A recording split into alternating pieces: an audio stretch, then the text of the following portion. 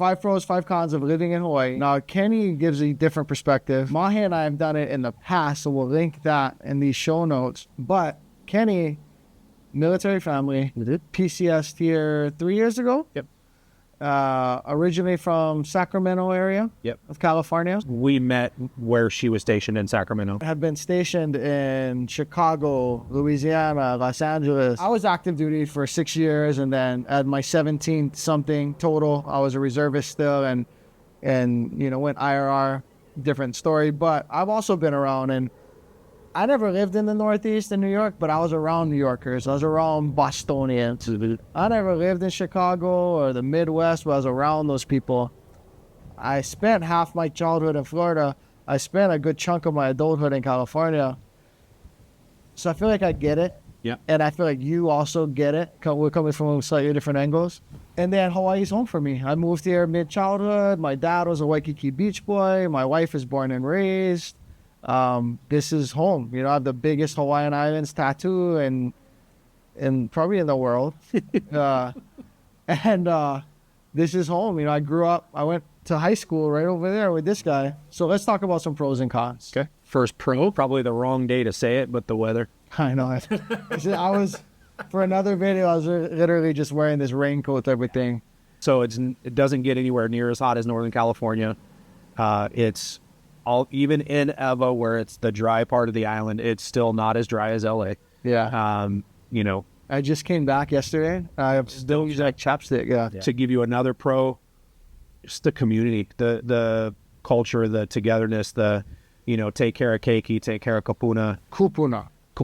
I'm kidding. Did I say kapuna? Sorry. That's something that we had heard about, and as we got here, it's what kept us here. Is it kind of like Southern hospitality in a way? Very much so. Yeah. And spending almost 4 years in New Orleans, I feel like I could speak from some experience. Like it's not in my blood. I wasn't born in the South. Yeah. But we have forever friends. Like you just went on vacation I went on earlier this year.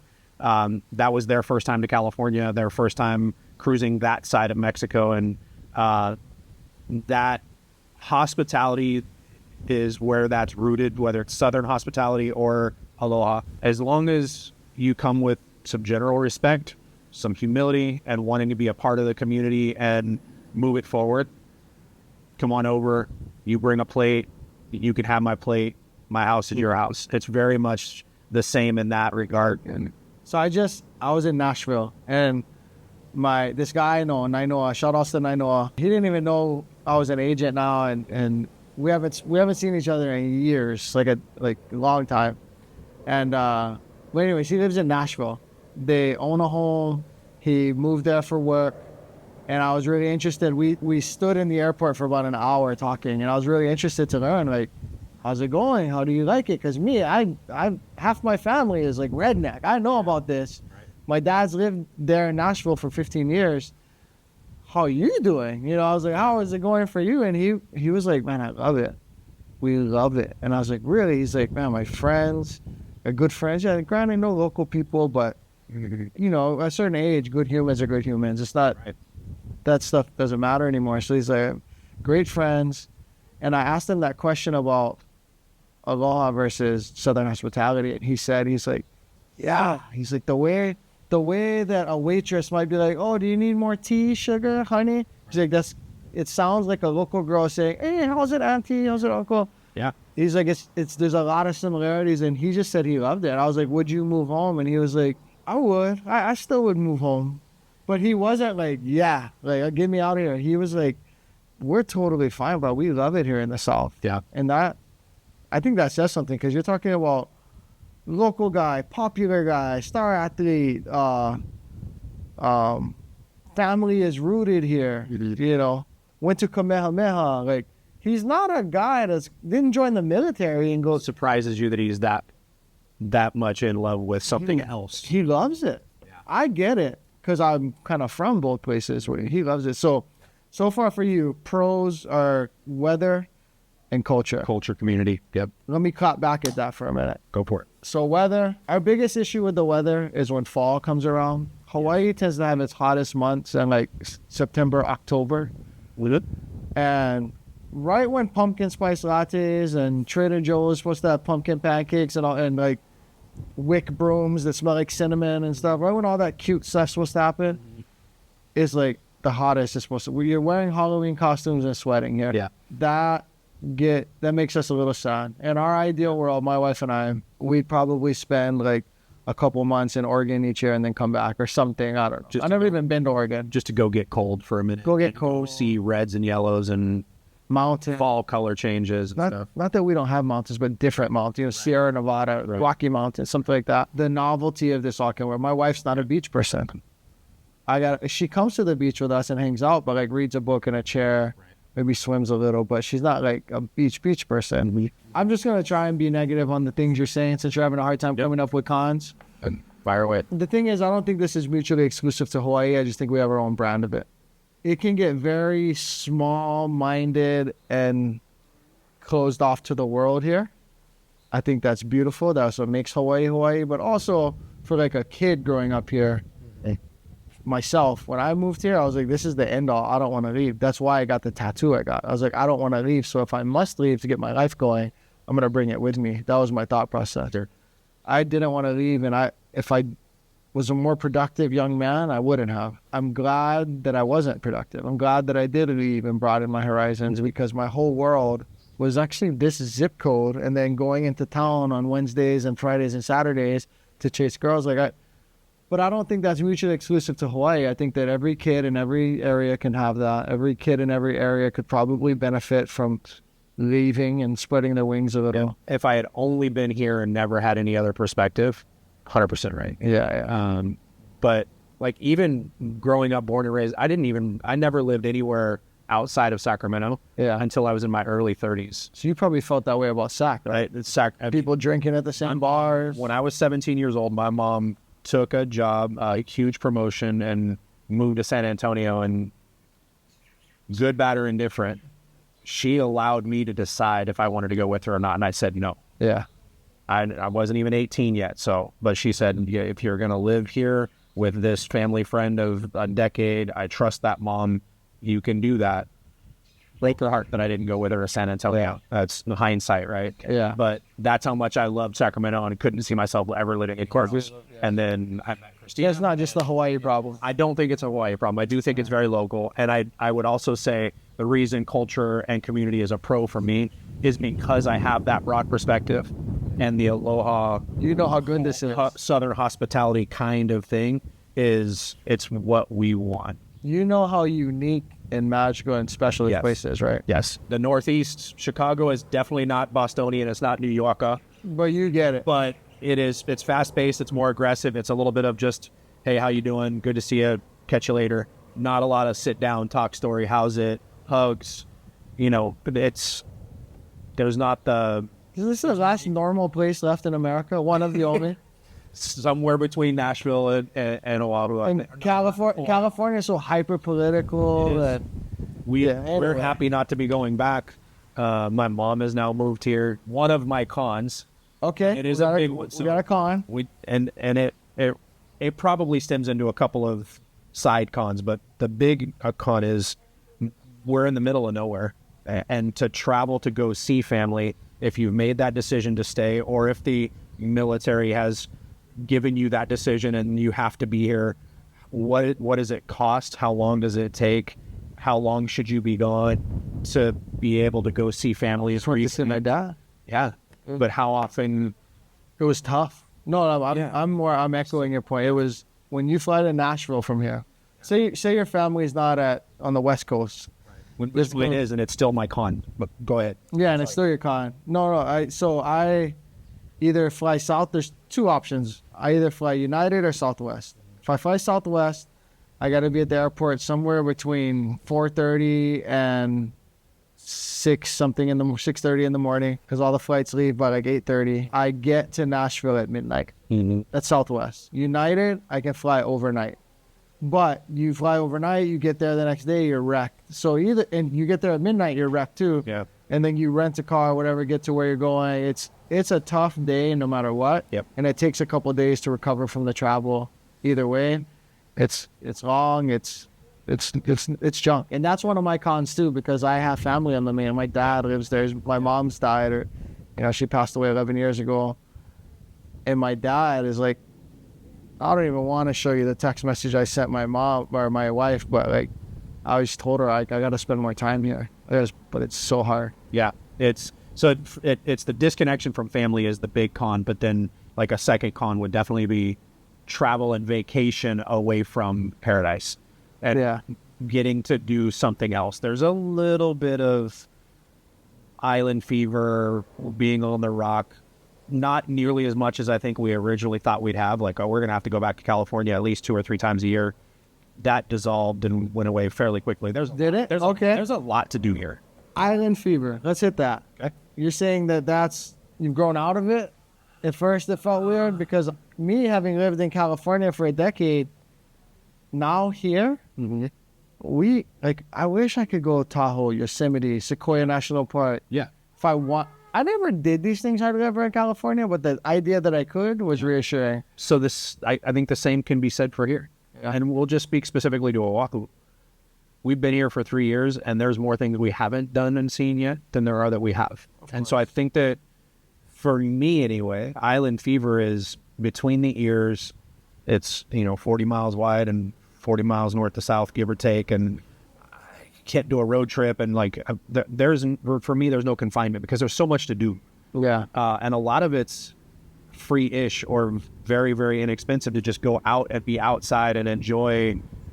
Pro number one, the weather, yes, you're not going to get cold. You're not going to be putting your sweatshirt on or wearing a parka. It's not going to snow. You're not going to get the weather change or the color change in the seasons, but you could be outside in the pool at Christmas. Yeah. And so there's advantages to that as well. And I think just knowing how much there is to do, even though the island is small, the island fever thing just kind of went away.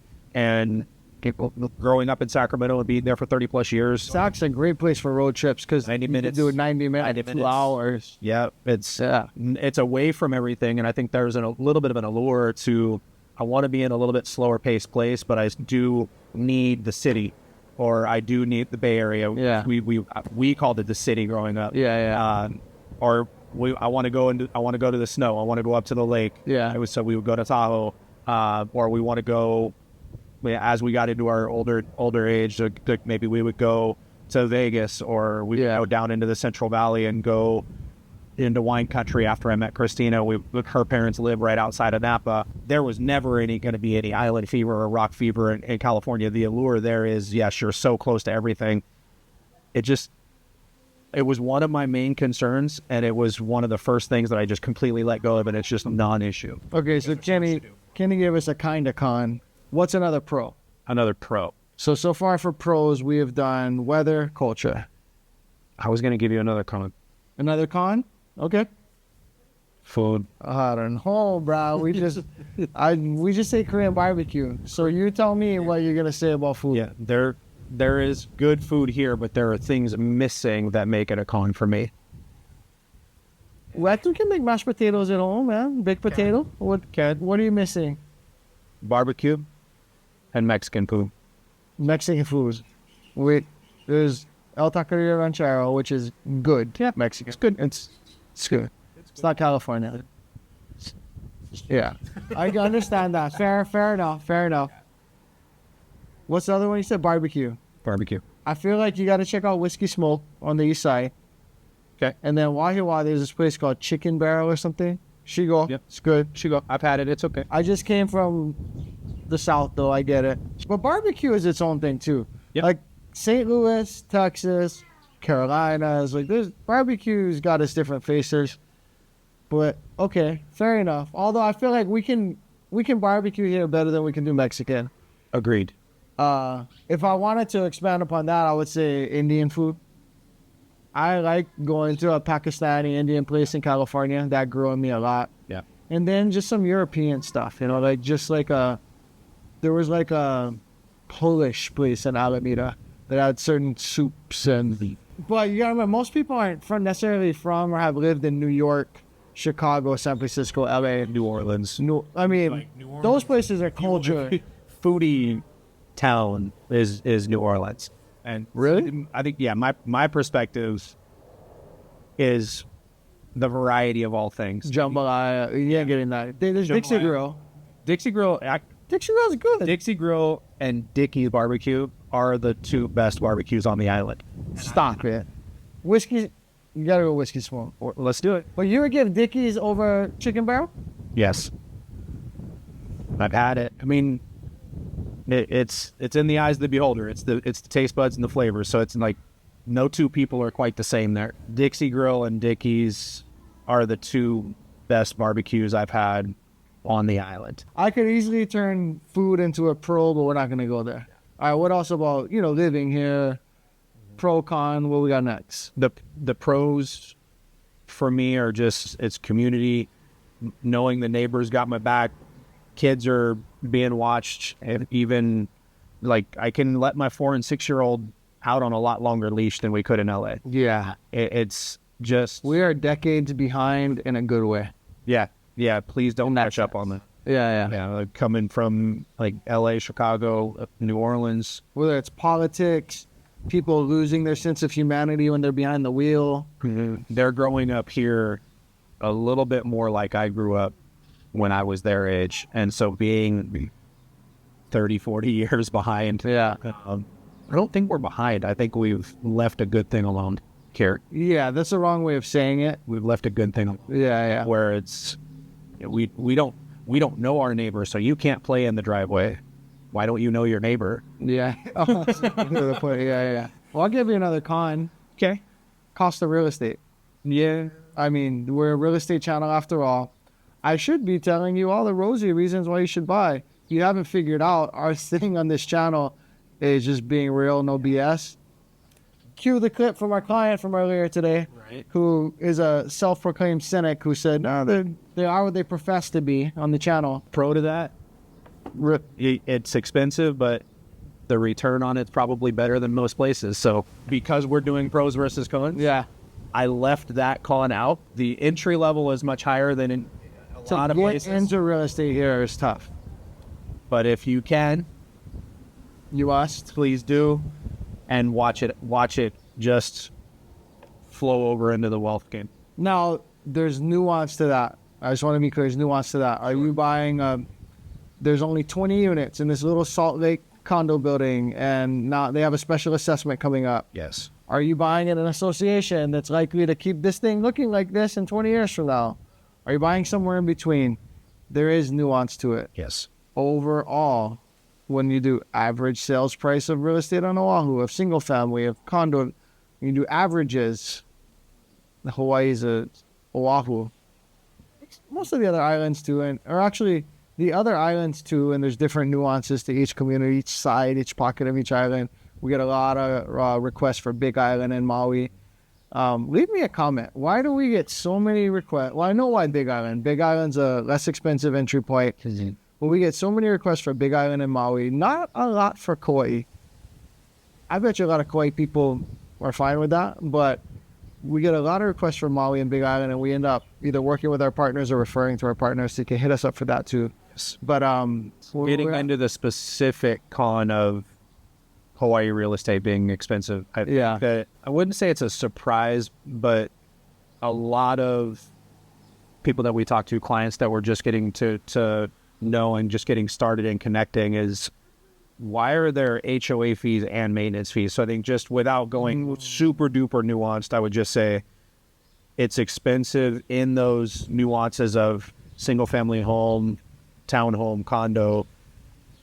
It's expensive because you have a higher entry level on price point plus HOA maintenance fees. Yeah. A lot of mainland places I don't think really have that, or they're much lower numbers. There's people like when my dad lives in Tennessee that have like heard of HOAs. Yeah. You know what I mean? Yeah. Like they've heard of them. They've known maybe someone who's lived in one. Right. But it's not like here where it's commonplace to have them everywhere. Yep. And then below a certain price point, you must, because it's going to be a condo or a townhome. Right. I could lead that if I wanted to go real now a negative rabbit hole of like bureaucracy in Hawaii and how whether it be government, state politics, city politics, district politics, and or a greater association like this having its own bureaucracy and politics. That's a Hawaii thing. We're a union state, and that is what it is. That's kind of baked into the culture. Yep. Any other pros and cons? One more con. Okay. And I know I said that I was struggling a little bit with it, but maybe the conversation opens up. But the job market, like if we're not talking military and we're not just talking real estate and we're not talking investment and sticking to our niche, right? The job market's tough here. Is Northern California cost of living with anywhere from Southern California to Colorado wages? Agreed. Yeah. Yeah. We definitely have some clients within our reach that have said, yeah, the one that sticks out to me the most, it's been about 8-9 months since they just decided to stay in Reno. He's a doctor in Reno, Nevada. A doctor in Reno, Nevada. Yeah. The same position that he could take here was going to give him about a 20% cut. Yeah. And it's 25-ish% lower cost of living in Reno than it is here. Yeah. Potentially, maybe even a little bit more. So probably it just more made no sense. It's like, I don't have to go to Hawaii. I'd like to, but it doesn't make sense for me. And it's like, absolutely, that's a big swing. So you figure 25% pay cut, maybe from like $300,000 a year to $220,000 or something, whatever that math works out. It depends if you're like regular family practice pediatrician, maybe it might have looked something like that. Yeah. And then Reno, if you talk about the tax structure and the cost of overall cost of living, I think it's probably more than a 25% better there. Yeah. Like it's more than 25% more here, probably double when you're talking. Yeah. You're talking groceries, Right. Gas, probably not double, but gas is quite expensive. But then you add in the tax structure. Our tax structure for a physician is just not good. Yep. It's probably twice the cost of living. That person probably is better off. It just depends. I would say that person might be better off living a lavish lifestyle, have a nice house in Reno, and then vacationing here like 4 times a year. Right. But I had clients, they moved to Nashville by my dad, had certain life events. Robert overcame cancer and had a scare. He didn't care. He just wanted to be here. He just wanted to be here. And so I think it comes as no surprise that when you're talking pros and cons of Hawaii, it's way easier to come up with pros than cons. Yeah. We try to be objective, shoot it straight. Now, there's some ridiculous people in our comments that say, Hawaii's stupid and this. I'm not going to entertain those. But legit, reasonable comments about mention this con next time, mention this con. We could do a whole video on your cons and your pros, but the pros are pretty obvious. We just like to keep it real. So thanks for providing your pros and cons. Kenny's an agent on our team. When you work with us, there's always a blend of me, Mahi and Kenny and Aiden and I, some mix of a team effort. And Kenny's one of those 4. And go to coreteamhawaii.com. The website's in the description here. Click on the book a call button or go to the very bottom, fill out the contact form. However you want to get in touch with us. And let's talk about real estate in Hawaii.